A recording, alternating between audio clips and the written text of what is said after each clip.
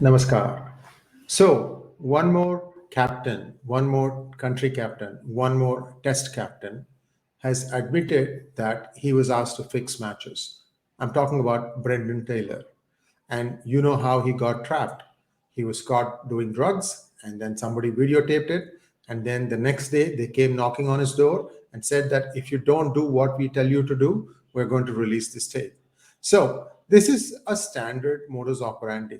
And there are many other ways in which the cricketers are coerced to do the bidding of a few who have a huge syndicate working to try and fix matches and make money off of that. So how does this cycle, this vicious cycle stop? First of all, you need to understand what it takes or how this is operating in the background. What exactly happens to enable match fixing and to do money laundering and other nefarious activities because of this. This is a huge ecosystem, and much of it is centered around Dubai. That's what I wrote in my book. I'm not saying you have to buy this book, but if you're curious, if you want to know a little bit more about what is cricket doing now, because it is my contention that tomorrow you're going to have the Kabaddi League, you're going to have the Soccer League, you're going to have just about any league that is looking like the IPL, the Indian Premier League. They're all going to have fixed matches. Why do I say that? Because once they draw people to the game, that is, they draw the eyeballs, whether it is on TV or in stadia, they know that there's going to be a lingering interest. Unfortunately, in many of our blood, betting is there.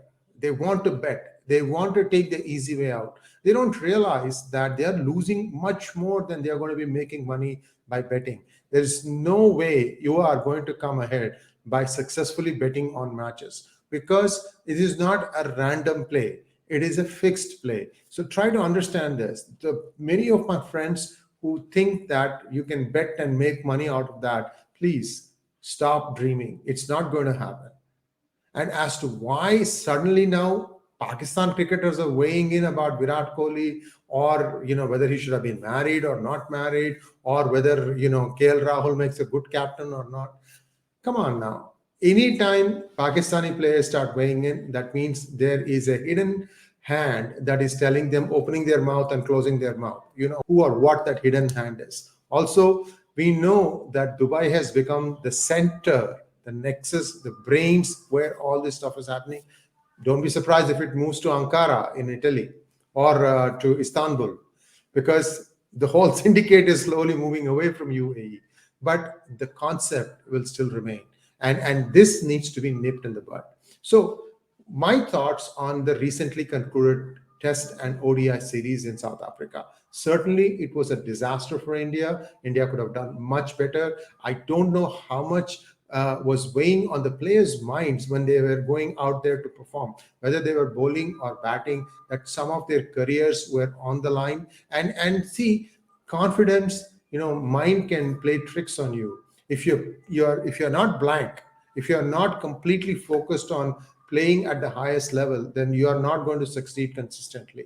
And I'm afraid that perhaps is what happened to players like Cheteshwar Pujara, Ashwin, Ajinkya Rahane, and perhaps even some other players like Bhuvneshwar Kumar in ODIs, Shree Iyer in ODIs. See, now I understand why the Test 11 did not have Shree Iyer playing. He has a problem with the short pitch ball, and so does KL Rahul. He likes to hook, but he's not able to control it all the time, and that gives the window of opportunity for the bowler to get him out. Also, remember, I had told in my last hangout about Pant's hand-eye coordination, that with that kind of stuff, he's going to have many misses before he'll have one hit. Just see what happened in the ODI games. So the thing is, there are a lot of players who are now beginning to feel the heat, so to say. So how does one solve this problem? First of all, I think the BCCI must really get rid of all the politicians. It doesn't matter which party they belong to. I am uniformly opposed to having any politician come in and weigh in on cricketing matters. If anybody wants to be a board president for the state or at the BCCI, they need to be actually someone who has deep involvement with the game. It can even be a spectator who has followed the game. Like you have many people who come and show up for every test match. The thing is, they are passionate about the game. So the long and short of it is, India needs to wean itself away from the influence of politicians. As long as politicians are there, they have found a way to use cricket as a game, as a tool to make money in the back. And I'm sorry to say this, other games are also beginning to catch up now. And you're also seeing that the same set of players seem to be starting leagues in various countries, and the same charade keeps going on.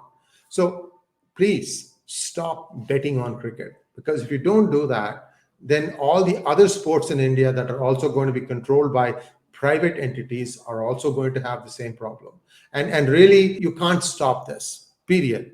So if you start looking for money flow, then they'll start going into Bitcoin and then start doing transactions in Bitcoin. But if you stop betting, that money, you can use it for other things. Anyway, in a post-pandemic world, money is going to be tighter. It's going to be harder and harder to make money, because not all sectors are uniformly doing well. Thanks for watching. Do like, share, and subscribe to this channel. That is the PGurus channel on YouTube, or if you are on Facebook, do like our page, which is PGurus. If you are on Twitter, do retweet and also follow at PGurus1. And if you're also wanting to get notifications on YouTube, do click on the bell button. Namaskar.